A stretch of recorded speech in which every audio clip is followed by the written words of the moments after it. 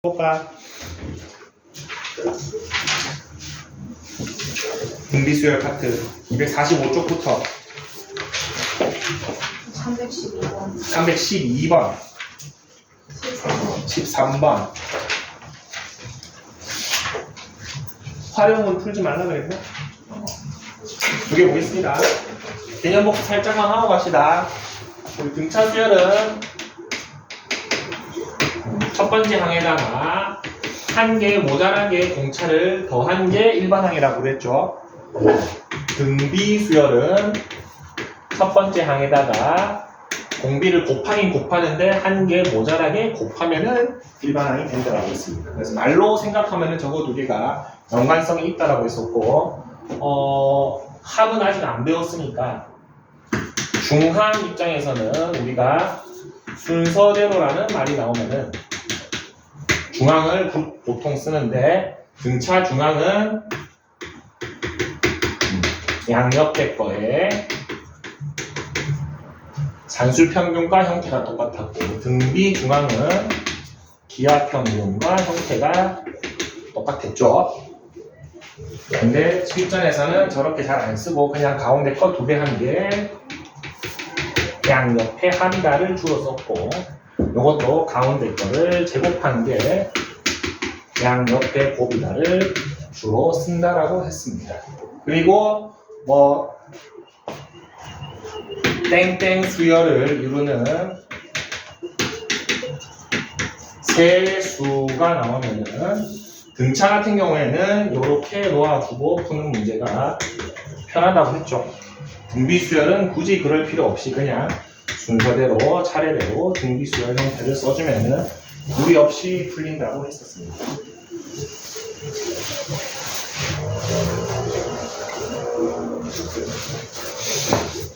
자, 등차 수열의 합은 어떻게 됐었죠? 2분의 항의 개수의 첫 번째 항 더하기 마지막 항이었죠. 가우스가 1부터 100까지 더했던 거에서 영감을 얻어서 생각해주면 편하다 했습니다. 근데 여기서 더 중요한 거, 얘는 어떤 형태?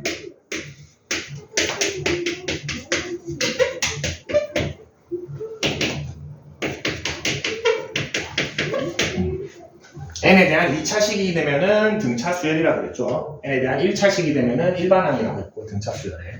자, 이때 c가 없으면은 c가 0이면 첫 항부터 등차 수열, c가 0이 아니었으면 둘째 항부터 등차 수열이라고 했습니다. 요거 오늘 등비 수열에서도 요거 하나 배울 건데, 등비 수열의 합의 형태가 훨씬 더 활용도가 높습니다. 등차 수열보다 더 중요한 걸 오늘 조금 이따가 배우겠습니다. 312번 보겠습니다. 중항이네요. 이 AB가 등비 수열을 이룹니다. 그리고 AB30이 등차 수열을 이룹니다. 자, 위에 거 먼저 합시다. 등비 수열을 이루니까 가운데 거의 제곱이 양옆의 곱과 같습니다. 등차 수열을 이루니까 가운데 거의 두 배가 양옆의 합과 똑같습니다. 두 개 똑같다 해주면 A가 나오겠네요.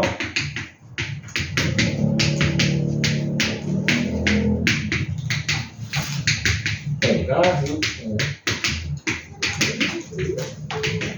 둘 중에 하나가 되는데 A가 6이면 첫 번째 양보다 크다는 양수 조건 나와 있나?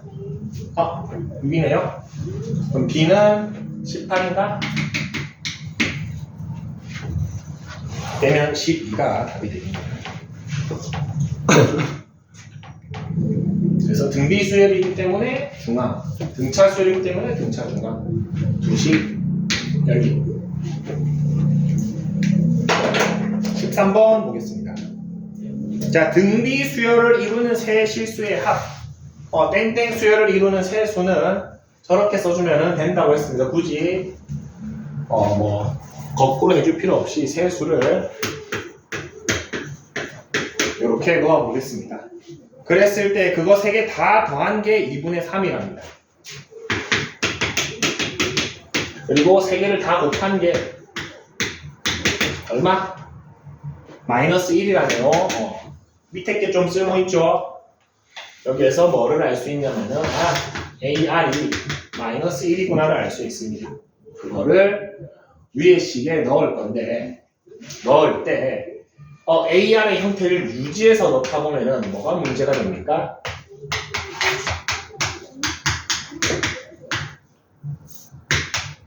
문자 2개인데 식 하나서 안 풀리네라고 생각하기 쉽습니다. 그러지 말고 이거 하나만 역수치해주면 되죠. R이 얼마입니까? A분의 마이너스 1이죠. 이렇게 바꿔서 넣읍시다.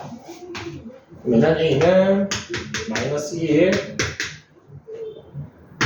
A분의 마이너스 1인가? R 제곱이니까 플러스 1이네.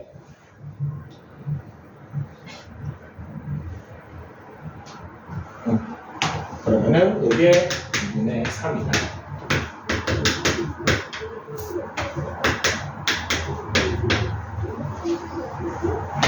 A2죠. R이 마이너스 1. 세 실수를 구하시고 2 마이너스 1 플러스 2분의 1.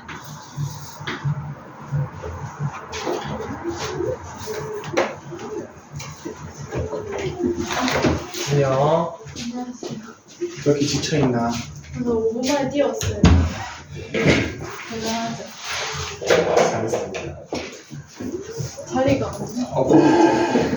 이렇게. 옆에 활용 보겠습니다.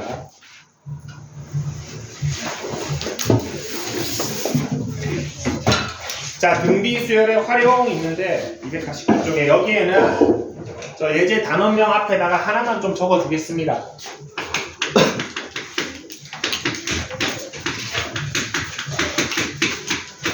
요것만 딱 적어주세요.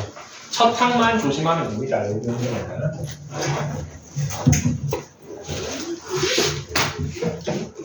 (249쪽입니다) 생각보다 첫 항을 실수하기 쉬운데 당장 예제에 그림 있죠? 그림 4개 있습니다. 맞습니까? S 밑에 첨자로 S1, S2, S3 되어 있죠? 저 S1이 첫 항인데 저거 온전한 삼각형을 첫 항으로 쓰는 경우가 많습니다. 무슨 말인지 알겠죠? 그런 실수를 종종 하게 됩니다.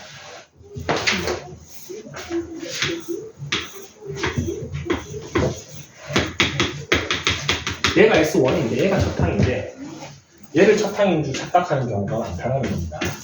그것만 조심해주면 그렇게 어렵지 않습니다. 한번 보겠습니다. 자, 한 변 길이가 2인 정삼각형입니다. 첫 번째, 지금 이 상태가 한 변 길이 되죠. 그 정삼각형에서 중점을 이어서 만든 정삼각형을 오려내고 남은 도형을 S1이라고 했습니다. 자, 그러면은 원래 있던 정삼각형을 몇 등분 했습니까? 4등분 했죠. 그 중에 몇 개를 건졌습니까? 3개를 건졌죠. 그럼 첫 번째 정삼각형의 넓이를 임의로 S0라고 해보겠습니다. 원래 0번째 항은 없지만 임의로 S0라고 한다면 우리 정삼각형의 넓이 공식이 한변 제곱입니까? 맞죠? 4분의 루트 3의 한변 제곱. 요게 기억이 안 나는 친구들은 높이는 그래도 알고 있겠죠? 요것도 기억이 안 나는 친구는 코사인 사인 해가지고 60도 해가지고 높이 구하고 넓이 구하세요. 정삼각형 외우세요. 기본적으로 넓이가 루트 3이죠. 맞습니까? 자, 그럼 S1의 넓이는 얼마입니까? 루트 3에다가 4등분 한 거 중에서 3개를 건졌죠. 두 번째 S2는 똑같습니다. 또 4등분 한 거에서 3개씩 건졌습니까?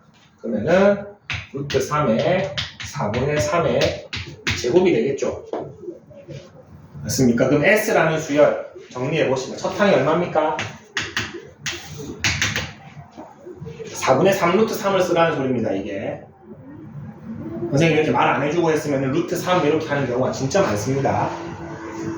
무슨 말인지 알겠죠? 첫 항이 4분의 3 루트 3이고 4분의 3이 하나 모자라게 곱해지니까 루트 3에 4분의 3의 n제곱이 일반항이 되겠네요. 10번째 S10은 10, 요게 정답이 되겠습니다. 태어나. 근데 답의 형태가 조금 깔끔하지 못하죠? 왜 그렇게 보일까요? 아직 문제가 끝난 게 아닙니다. 여기에서 보통 여기 SN이죠? 우리 수투 배웠으니까 여기에다가 보통 요거 씁니다.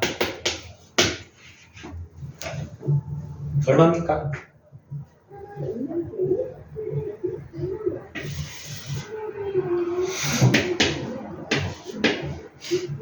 여기죠?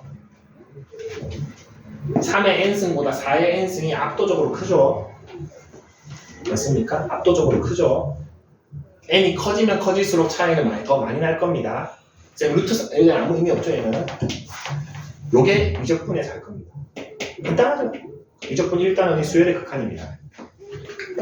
그래서 지금 현 상태에서는 답의 형태가 좀 어정쩡해 보이는 겁니다. 15번 한번 하겠습니다. 밑에 거 하고 등비수열의 합 바로 들어갑시다.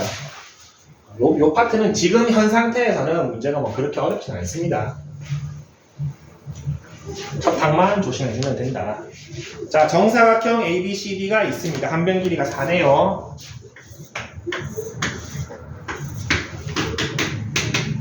이번 문제는 둘레의 길이를 물어보고 있으니까 첫 번째 둘레가 16이죠. 한 변 길이가 4니까. 자, 두 번째 정사각형은 두 번째가 아니고 이제 중점을 이어서 만든 정사각형 한번 요거 둘레 한번 생각해 봅시다. 요 길이가 2고 요 길이가 2니까 여기는 2루트 2. 요 정사각형의 둘레의 길이는 8루트 2가 됩니까? 맞죠? 2루트 2가 4개 있습니다. 한 번만 더 합시다. 여기가 2루트 2니까 여기가 루트 2고 여기가 루트 2니까 1대 1대 루트 2. 요 길이가 2가 되나? 그럼 빨간 사각형의 둘레는 얼마? 8이 되죠? 얼마가 곱해졌나? 얼마가 나눠졌나? 루트 2가 나눠졌죠? 공비가 얼마다? 루트 2분의 1이죠? 태연아 왜 그러나 오늘 첫 항이 누구야? 얘라는 겁니다. 얘. 첫 항만 조심하면 된다고 했습니다. 그러면은 요거 둘레 길이를 뭐 AN이라고 한다면은 첫 항은 8루트 2에 루트 2분의 1에 N-1승이 될 것이고 10번째 항을 물어봤죠. A10은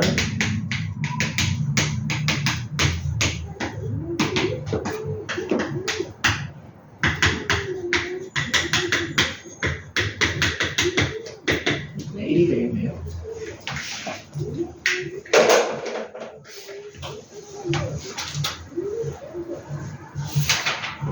그렇게 어렵지 않습니다. 한 두 번, 세 번 해보면 공비가 바로 보이고 첫 항만 잘 넣어주면 되는데 그것만 조금만 조심하면 돼요. 이렇게 얘기했는데 하고 또 됩니다. 이제 조심합시다.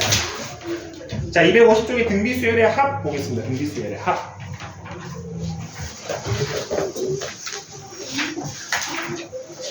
자, 등비수열의 합은 가우스 같은 친구가 없기 때문에 직접 구해야 됩니다.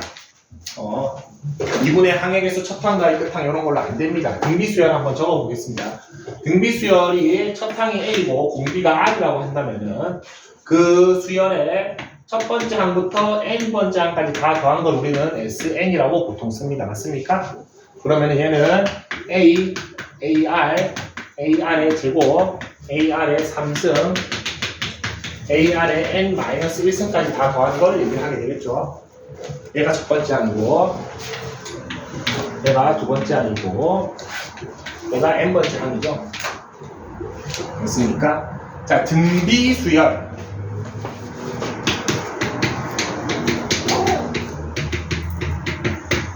합.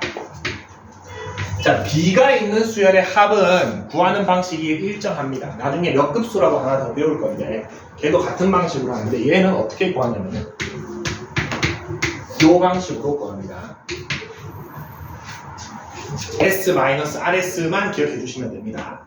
S-RS. S는 지금 선생님이 하나 써놓은 얘가 S입니다. 얘가 그대로 S죠. 공비를 하나 곱합시다. 양변에다가 공비를 곱하면 얘는 RSN이 되죠. 그럼 여기도 다 R을 하나씩 곱해야 되지. 여기서 조금만 요령을 피웁시다. 그대로 곱해서 밑에 적는 게 아니고 한 칸만 어긋나게 적읍시다. A에다가 R 곱하면 얼마야? 그걸로 여기다가 적었다는 겁니다. 여기다가 R 곱하면은 AR의 제곱이 되고 AR의 3승이 되고 AR의 N-1승이 되고 얘한테다가 R 곱한 게 누구야? AR의 N승이 되죠. 이렇게 어긋나게 적으면은 두 개를 뺄 때 좀 편하죠. 통째로 빼봅시다. 통째로 빼보면은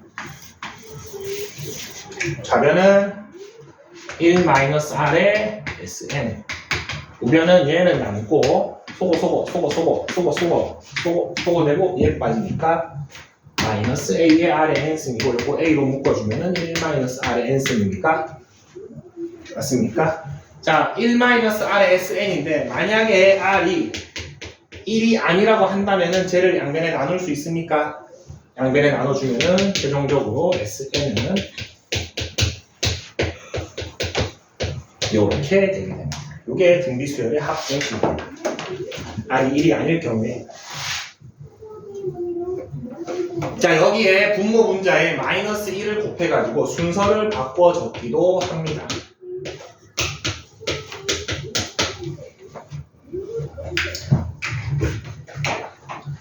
얘를 디폴트로 외우세요. 1학기 동안은 2학기 때는 얘가 디폴트가 됩니다. 큰 차이 없습니다. 수 1에서는 공비가 1보다 큰 경우가 대부분입니다. R이 1보다 커서 여기가 양수되는 게 편하겠죠. 그래서 요거를 거의 기본으로 쓰고 미적분에서는 공비가 1보다 작은 경우가 대부분이야. 여기다가 마이너스 2분의 1 넣으면 음수되잖아. 그래서 요거를 많이 씁니다. 근데 수 1에서도 공비가 2분의 1이 나왔어. 그럼 얘 쓰는 게 편합니다. 굳이 요거 쓰지 마세요. 공비의 크기에 따라서 왔다 갔다 하면서 쓸 수 있습니다. 자, 요것도 될 수 있으면은 요거는 선생님이 앞으로 문제 풀 때 어떻게 할 거냐면은 무조건 첫 항이 얼마인지, 공비가 얼마인지, 항의 개수가 몇 개인지 요거 세 개를 찾을 겁니다. 등비수열의 합을 구한다 하면은. 그러면은 여기에다가 공비 빼기 1에 첫 항에다가 공비의 항의 개수에 빼기 1 이런 식으로 요것도 말로 기억을 해주세요. 문자로 외우면 뭐가 헷갈리냐면은 문제 안에 공비에다가 막 3n 줍니다. 이렇게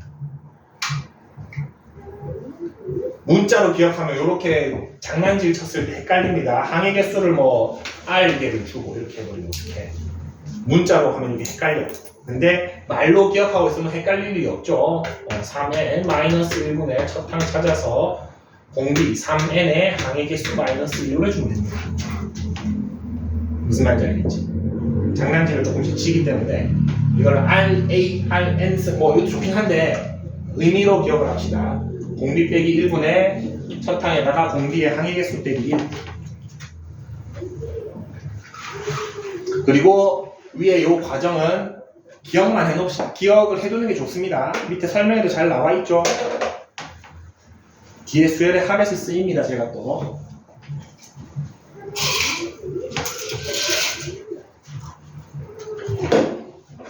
얘만 적어놔요. S-RS 썼었지?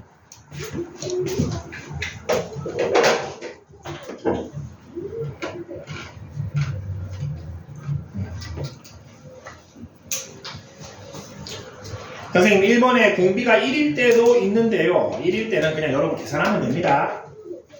공비가 1인 등비수열은 어때? 너무 쉽죠? 첫 항이 2고 공비가 1이면 수열이 어떻게 돼? 2만 반복되죠. 그냥 이 개수만큼 더하면 됩니다. 그래서 저거는 뭐 따로 공식 신경 쓸 필요도 없고 나오지도 않습니다. 공비가 1이면은 그거는 뭐 등비수열이라고 할 수도 없죠. 그냥 똑같은 수의 반복이다. 그래서 1이 아닐 때만 기억해 주시면 됩니다. 여기에서 다시 한번 좀 보겠습니다. 방금 전에 SN이 이렇게 된다고 했는데 요거 분수 살짝만 좀 분해해 보겠습니다.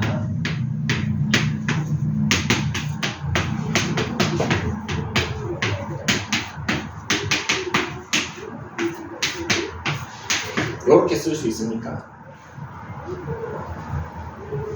그냥 쭉 분수 나눠서 정리한 겁니다. 자, 어떤 수열 AN이 있는데 그 수열의 합 SN이 요거래.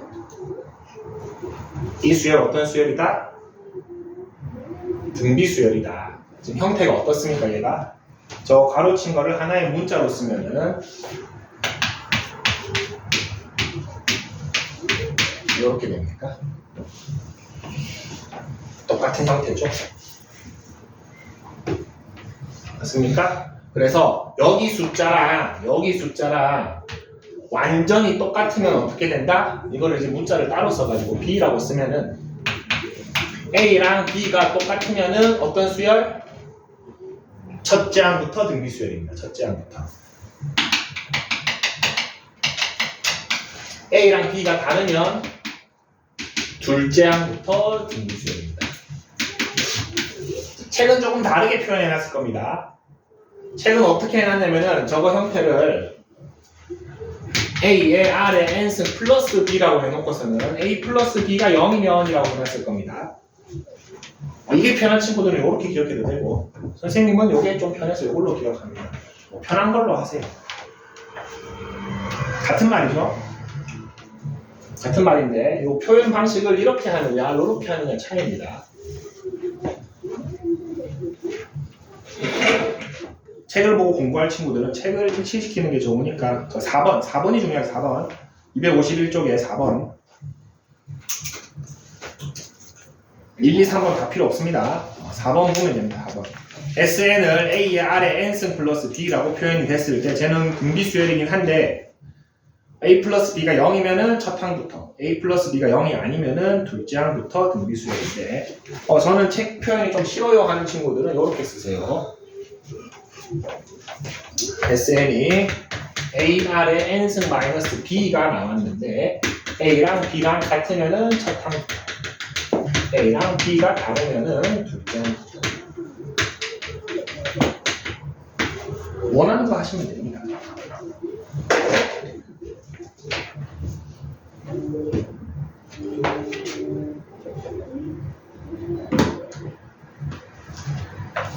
근데 선생님이 그냥 책이 저걸 왜 쓰는지 잘 이해가 안 되긴 하는 게 2번에는 어떻게 해놨어 제가? 마이너스 써놨죠. 저게 실제 보통 등비수열의 형태가 쟤입니다. 보통 형태가 쟤인데 갑자기 4번에는 플러스 해놓고 이렇게 표현을 해놨나? 저렇게 해놨는데 저는 기본형을 가지고 쓰면은 이런 형태가 되잖아. 자, 이거를 못 쓸 때는 어떻게 찾는가? 우리 등차 수열에서도 했던 거 요거 찾으면 요거 쓰면 됩니다.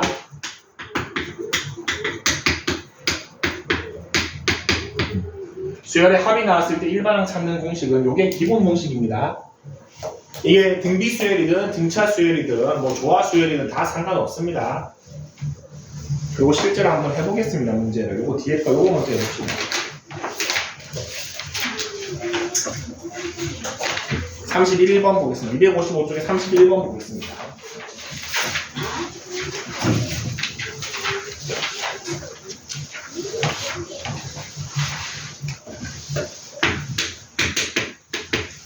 이렇게 나와 있습니다. 일반항을 한번 구해보겠습니다. n 대신에 n-1을 넣으면 이렇게 되겠죠. 그 다음에 두 개 빼면은 SN에서 SN-1을 빼면은 AN만 남나? 그리고 5의 N승 마이너스 5의 N-1승 남습니다. 소거되고 누구를 뺄까? 얘를 5분의 1을 빼주면은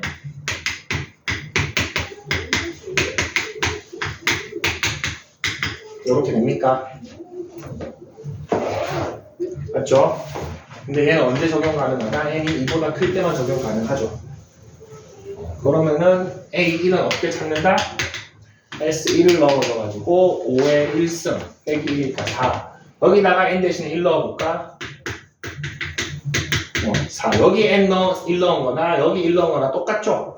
그럴 때는 쟤를 안 쓰고 그냥 바로 얘를 AN이라고 해도 됩니까? 됐습니까? 근데 방금 전에 배웠던 거 수열의 합 형태 봅시다.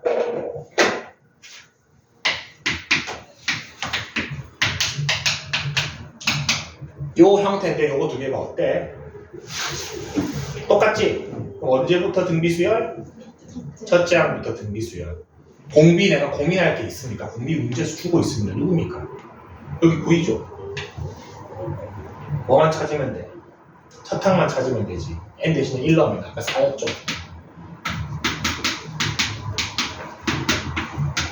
얘랑 똑같죠? 얘가 어차피 5의 n만 있으면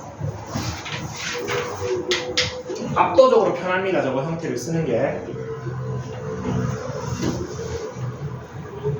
326번 봐봐. 수열의 합 형태를 줬습니다. SN을. 2 곱하기 3의 n승 플러스 k가 수열의 합인데 얘가 첫째 항부터 등비 수열이 되도록 하는 k값 얼마입니까? 아! 마이너스 2죠. 둘 중에 어느 걸 해도 좋지만 하나를 잡고 실수하지 마세요. 마이너스 2죠. 실수하면 안 됩니다. 이거 선생님 저 수열의 합 형태 기억 못 하는데요 하면 저거 다 해야 됩니다. 요거 다 해가지고 요거 한번 해볼까?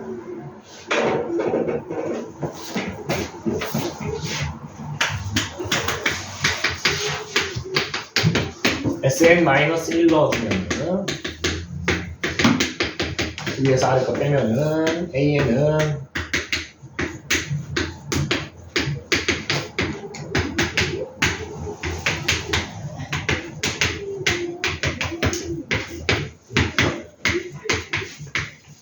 이렇게 됩니까? 여기 n 대신에 1 넣어봅시다. 여기 A1은 4네요. 맨 위에 식에 n 대신에 1 넣어봅시다. S1은 6 플러스 K죠. 여기 A1이죠. 요거 두 개가 똑같아야지만 우리는 첫째 항부터 등비수열이라고 할 수 있죠. 그럼 K 얼마입니까? 마이너스 2인데 우리가 형태를 기억하고 있으면 요 과정이 아예 필요가 없다. 그냥 보면은 마이너스 2네. 맞죠? 2 곱하기 3의 n승 플러스 k니까 2랑 마이너스 k랑 똑같아야 되죠. 끝. 이렇게 해야지. 아닙니다. 이러면 안 됩니다.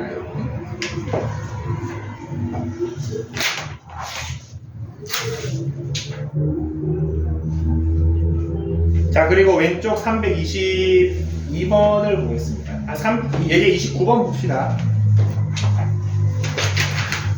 바로 옆 페이지.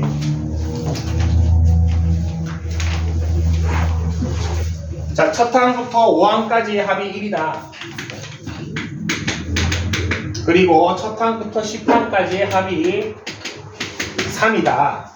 그랬을 때 첫 항부터 15항까지의 합을 구하시오가 문제입니다. 자, 등비수열의 합공식 방금 했던 거 한번 써보겠습니다. 요거 R-1의 첫 항에 R에 5승 마이너스 1이 지금 1이라는 소리죠. 그리고 밑에 거에서 R-1의 첫 항에 R에 10승 마이너스 1이 3이라는 겁니다. 자, R에 5승 마이너스 1이 있고 R에 10승 마이너스 1이 있네. 뭐 쓸 수 있습니까? 밑에 거를 합차를 써보겠습니다. 5승 단위로. 5승 단위로 합차를 쓰면은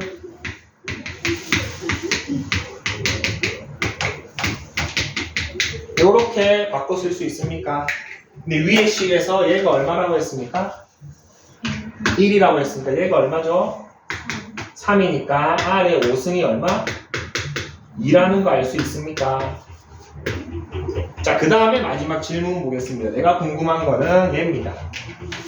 R-1의 A에 R의 15승 마이너스 1인데 요거는 우리 오메가에서 많이 썼던 3차식 공식을 좀 써보겠습니다.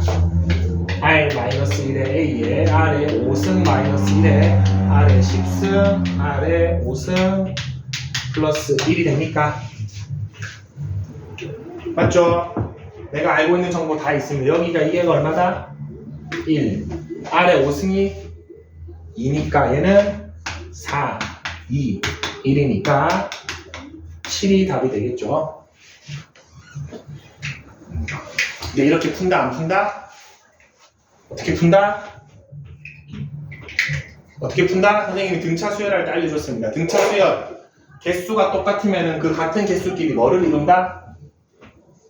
등차 수열을 이룬다고 했었죠. 등비 수열 마찬가지입니다. 자, 첫 번째 거 A1부터 A5까지 5개가 지금 1이죠. 자, 두 번째 거 A1부터 A5까지 현서야 돌아가면서 애들이 3이죠. 얘가 얼마야? 1인이면 얘가 얼마야? 첫 번째 5개가 1이고 두 번째 5개가 2야. 얘네끼리 뭐를 이룬다? 등비 수열을 반드시 이루게 되어 있습니다. 공비가 얼마입니까? 2죠. 그러면은 A11부터 A15까지 5개는 얼마? 반대 요거 3개를 더하는 거니까 7이 되겠죠. 굳이 복잡한식 쓰고 곱셈공식 쓰고 변형할 필요가 없습니다. 맞습니까? 322번에 한번 적용해 보겠습니다. 밑에 확인 체크 봅시다. 처음 6개가 얼마입니까? 처음 6개가 4죠? 처음 6개가 4인데 처음 6개에다가 그 다음 6개를 더한 12개의 합이 얼마다? 12랍니다. 그럼 얘가 4니까 얘는 얼마야? 8이죠. 6개끼리 넘어갔을 때 공비가 얼마입니까? 2죠. 그러면 세 번째 A13에서부터 A18까지는 얼마다? 16입니까? 문제는 뭐를 물어봤어? 1부터 18까지 다 더하라고 그랬죠? 요거 3개 더해주시면 28입니다. 덩어리를 활용하는 게 훨씬 편하죠? 자, 근데 기본 공식을 알아야 되는 이유는 뭐다? 개수가 다를 때가 있습니다. 이거는 똑같은 개수만큼 묶었을 때만 쓸 수 있습니다. 3개면 3개, 뭐 5개면 5개, 6개면 6개. 근데 첫 번째는 6개고 두 번째 10개다. 공식 써야 됩니다. 답 없습니다.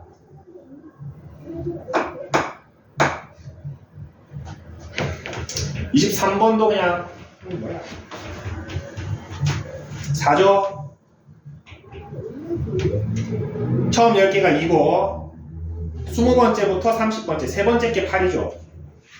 두 번째 거 물어보네. 2, 4, 8 돼야 되죠. 등비수열이니까 바로 풀 수 있습니다.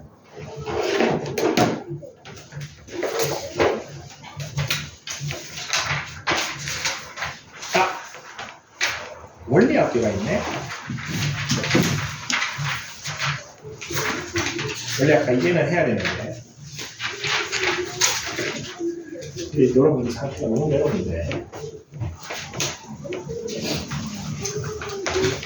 원리 합계 도입부 설명만 살짝 하고 실제 문제는 쉬었다 가겠습니다.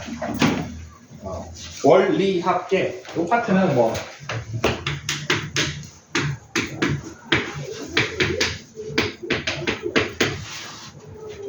이름에 다 있습니다. 원 뭡니까? 원금, 리, 이자. 그래서 원금하고 이자 다 더하면 돈이 얼마냐 물어보는 겁니다. 원금과 이자의 합계인데 달리법, 복리법 있는데 이건 다 알죠? 설명해야 되나? 하겠습니다. 달리와 복리. 말로 설명하면 달리는 원금에만 이자를 매기는 방식이고 복리는 이자에도 이자를 매겨주는 방식입니다. 예를 들어서 내가 네? 너무한 거 아니에요? 뭐가 너무해? 이자에다가 이자를 넣든. 그럼 좋은 거지. 아, 좋은 거. 우리가 이자를 받잖아. 그렇죠. 우리가 돈을 대출했으면 복리로 계산하면 너무하는 것이 되겠죠. 여기서 우리가 보통 적금을 넣거나 예금을 하기 때문에 우리가 받는 돈입니다. 아, 받는 거. 대부분. 받을지 줄지는 모릅니다. 맞긴 맞습니다. 자, 원금이 100만 원이라고 합시다. 그리고 이율이 달리 뭐 똑같이 10%라고 합시다. 연 이율이라고 합시다. 자, 1년 뒤에 달리 이자 10만 원입니다. 복리 이자 10만 원입니다. 똑같습니다. 그 다음 1년 뒤가 문제입니다. 2년 뒤에 달리는 또 10만 원입니다. 근데 복리는 뭐에도 이자를 매긴다? 이자에도 이자를 매긴다고 했죠. 1년 뒤에 내 원금과 이자의 합계가 얼마야? 110만 원이죠. 네. 거기에 10%를 줍니다. 11만 원을 주겠죠. 맞습니까? 요 순간에 뭡니까? 110만 원이 내 통장에 들어가 있잖아. 여기도 내 통장에 110만 원이 들어가 있어. 근데 계산할 때 요거 10만 원은 우리가 준 이자니까 여기는 이자 안 줄 거야 하는 게 달리입니다. 처음 네가 넣었던 돈 100만 원에 대해서만 계속 3년 뒤는 여전히 얘는 10만 원 줍니다. 무조건 그냥 달리는 그냥 원금에서만 이자를 매기기 때문에 계산이 쉽습니다. 계산이 쉽다는 말은 문제가 안 나온다는 소리죠. 달리법은 거의 안 나옵니다. 복리법은 여기서 이제 이자가 얼마인가요? 물어보면 헷갈리죠. 굳이 저러지 않습니다. 우리 여기에서 먼저 봅시다. 우리 활용 문제에서 3% 증가하였다면 A라는 어떤 양이 3% 증가하였다면 여기 여러분들 뭘 곱합니까? A에다가 얘를 곱했었어. 얘를 곱했었어. 우리 1번이니까 2번입니까? 2번 2번을 주로 곱해왔었죠. 2번에서 요 1은 뭡니까? A 얘가 원금이죠. 얘가 이자죠. 얘는 이자만 확인한 거죠. 맞습니까? 지금 10% 증가하는 거면은 이제 우리가 궁금한 거는 이자가 얼마인지가 궁금한 게 아니고 어차피 원금하고 이자를 합쳐서 돈이 얼마인지 궁금해 하죠. 그러면 1년 뒤에는 여기다 뭐 하면 돼? 100만 원에다가 얘 한번 곱하면 됩니까? 그 앞에 1에 곱하기 100이 원금 100만 원 있는 거고 100 곱하기 100분의 10이 이자죠. 합쳐진 돈이 나옵니다. 요건 이자라고 하기보다는 이제 원리 합계라고 합시다. 1년 뒤 요런 돈이 됩니까? 근데 여기에서는 원리 합계 파트에서는 저거를 주로 분수로 쓰지 않고 보통 소수로 씁니다. 1.1입니까? 100분의 110이니까 1.1이죠. 맞죠? 그것도 1년 지나면 여기 통째로 10% 이자 붙여준다고 했죠. 저기다가 통째로 1.1을 한 번 더 곱하면 됩니다. 쉽죠? 3년 뒤는 2년 뒤 저거를 3번 곱하면 됩니까?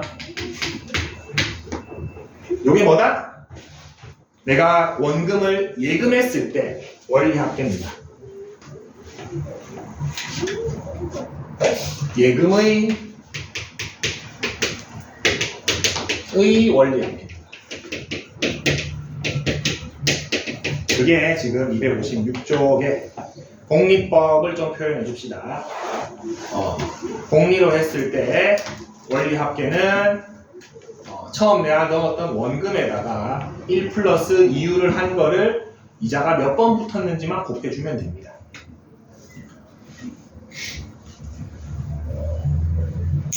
쉽죠? 역시나 얘는 잘 안 나옵니다.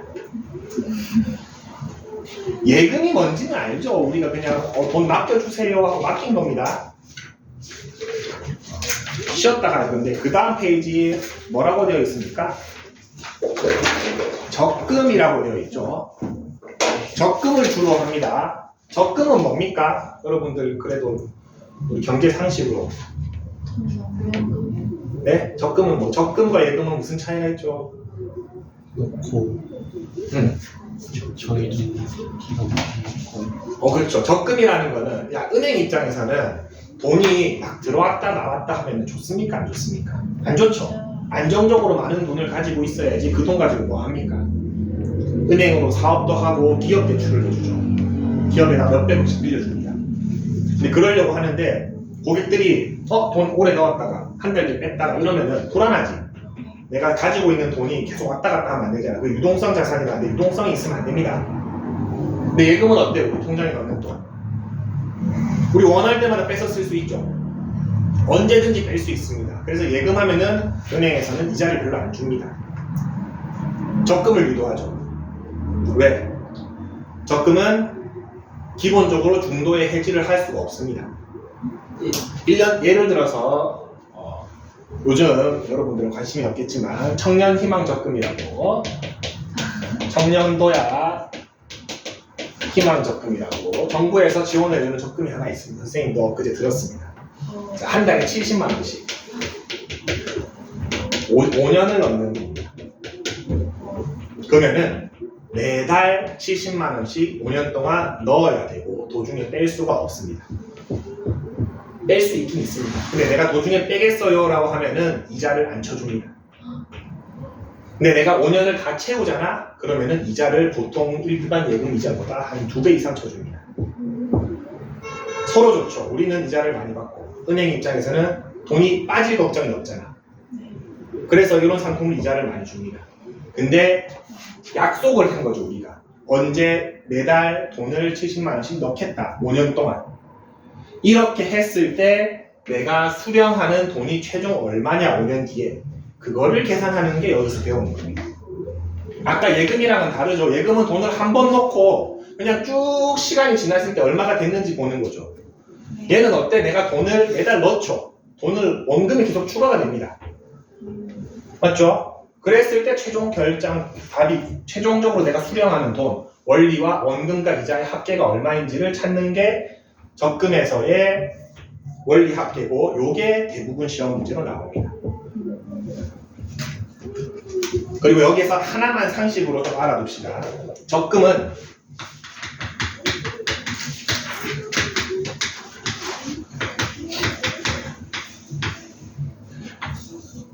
무조건 말에 수령할 수 있습니다.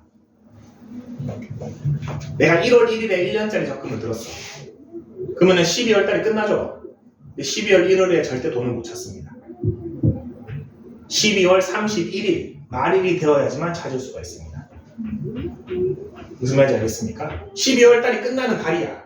근데 그 끝나는 달의 마지막 날에만 찾을 수 있습니다. 이거는 문제에서 표시하지 않더라도 적금의 속성입니다. 이거는 내가 돈을 넣는 거는 첫날 넣을 수도 있고 15일 날 넣을 수도 있고 30일 날 넣을 수도 있습니다. 근데 끝나는 달에 찾는 거는 무조건 말일입니다. 착한 문제는 이걸 표시해 줍니다. 내가 말에 찾는다고 표시를 해줘. 근데 표시가 안 된 문제가 있습니다. 그것도 말일에 찾는 겁니다. 왜? 적금이 그런 상품입니다. 원래 약간 경제 상식을 요하는 건데 그거는 대부분 표시는 해줍니다. 대부분. 근데 우리가 수령하는 거는 말일이다. 그리고 실제 계산하는 거는 조금 쉬었다가 하겠습니다.